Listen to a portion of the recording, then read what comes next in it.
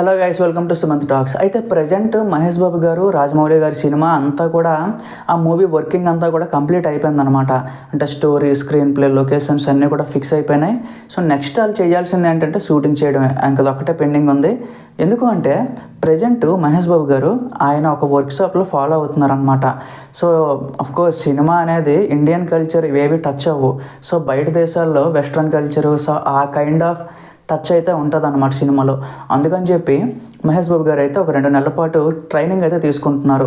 So ఆ slang ఎలా ఉంటుంది, ఎలా మాట్లాడాలి, ఎలా నడవాలి, సో ఇవన్నీ కూడా ఒక ట్రైనింగ్ అయితే తీసుకుంటున్నారు అనమాట. సో ఆ ట్రైనింగ్ కంప్లీట్ అయిపోయిన తర్వాత ఇప్పుడు ఏప్రిల్ కానీ మేలో కానీ ఈ సినిమా అయితే ఫుల్ ఫ్లెడ్జ్డ్గా షూటింగ్ అయితే స్టార్ట్ చేసుకుంటుంది. ఆల్రెడీ కీరవాణి గారు 4 సాంగ్స్ కంపోజిషన్ కూడా అయిపోయిందని చెప్పి ఒక న్యూస్ అయితే ఉందన్నమాట. సో తెలిసిందే ఆయన ఏంటంటే ఎలాంటి చార్ట్ బస్టర్ సాంగ్స్ ఇస్తారో మనందరం చూసే ఉన్నాం. త్రిబులర్లో కూడా ఆస్కార్ ఇచ్చే విధంగా వెళ్ళిందనమాట. సో ఈ సినిమాలో కూడా ప్రతి కేటగిరీలో ఆస్కార్కి నామినేషన్ అయినా అవ్వాలి అని చెప్పి రాజమౌళి గారు అయితే టార్గెట్ పెట్టుకున్నారనమాట. ఇప్పుడు మహేష్ బాబు గారు అయితే కంప్లీట్గా ఆయన ఫోకస్ అంతా ఆ ట్రైనింగ్ మీదే పెట్టారనమాట.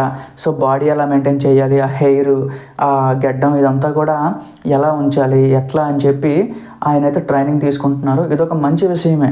సో అఫ్కోర్స్ ఫ్యాన్స్ని సాటిస్ఫై చేయడానికి ఇలా కష్టపడడం అనేది ఒక రకంగా ఆయనలోని డెడికేషన్కి ఇంకో రూపం అని చెప్పుకోవచ్చు. ఈ సినిమాకి 1500 నుంచి 2000 కోట్లు అయితే బడ్జెట్ పెడుతున్నారని చెప్పి ఒక న్యూస్ అయితే ఉంది.